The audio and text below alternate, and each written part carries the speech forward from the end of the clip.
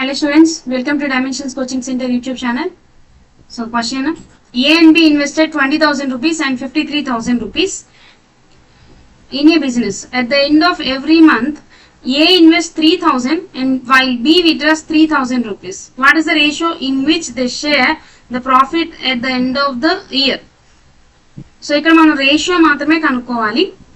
ఈ type of questions మనం frequent గా ఎస్ఎస్సి ఎగ్జామ్స్ లో మనం చూస్తుంటాం. సో నెక్స్ట్ వచ్చే ఎగ్జామ్స్ ఎస్ఎస్సి ఎగ్జామ్స్ కాబట్టి దానికి సంబంధించిన మోడల్ క్వశ్చన్స్ ఇక్కడ డిస్కస్ చేస్తుంది. ఓకే, సో ఫస్ట్ ఏ ఇన్వెస్ట్ చేస్తుంది 20,000 అండ్ బి ఇన్వెస్ట్ చేస్తుంది 53,000.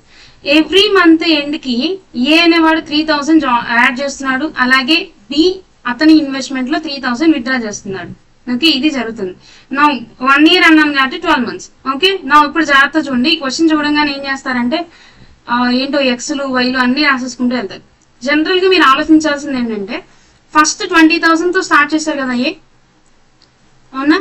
తర్వాత ఎవ్రీ మంత్ 3,000 పెంచుకుంటూ వెళ్తే at the end of 11th month అంటే 12th month లో వాడు ఎంత ఎక్స్ట్రా ఇన్వెస్ట్ చేస్తాడు? 11 into 3,000 మొత్తం ఎంత అయింది? 53,000 అవుతుంది. సో 12th month లో తన ఇన్వెస్ట్మెంట్ ఏ యొక్క ఇన్వెస్ట్మెంట్ ఇన్ 12th month అనేది 53,000 అవుతుంది. అలాగే B investment in 12th month ఎంత అవుతుంది అని చూసుకుంటే 12 month 53,000 లో నుంచి నువ్వు 11 into 3,000 అనేది సపరేట్ చేయాలి. Because he is withdrawing money అంటే మొత్తం 20,000 అవుతుంది. సో ఏ దేంతో అయితే మొదలెట్టాడో బి దాంతో ఏం చేస్తున్నాడు, అలాగే బి దేంతో అయితే ఎంత ఇన్వెస్ట్మెంట్ తో అయితే మొదలెట్టాడో ఏ అంత ఇన్వెస్ట్మెంట్ తో లాస్ట్ లో ఎండ్ చేశాడు. ఈక్వల్ గా వెళ్తున్నాయి కదండి, ఒకరు తగ్గుతున్నాయి ఒకరు పెరుగుతున్నాయి, సేమ్ అవే నెంబర్స్ మీకు రిపీట్ అవుతూ ఉంటాయి. అంటే 1:1 రేషియోలో మనకి వాళ్ళకి ప్రాఫిట్స్ అనేవి డిస్ట్రిబ్యూట్ అవ్వాలి. ఓకే, సో ఈ పాయింట్ మనకు ఈజీగా క్లాస్ చేయగలిగితే చాలా ఈజీగా ఉంటుంది. ఎస్ఎస్సి ఎగ్జామ్స్ అన్ని లాజికల్ ఓరియంటెడ్ గా ఉంటాయండి, క్యాలిక్యులేటెడ్ ఓరియంటెడ్ గా ఉండవు.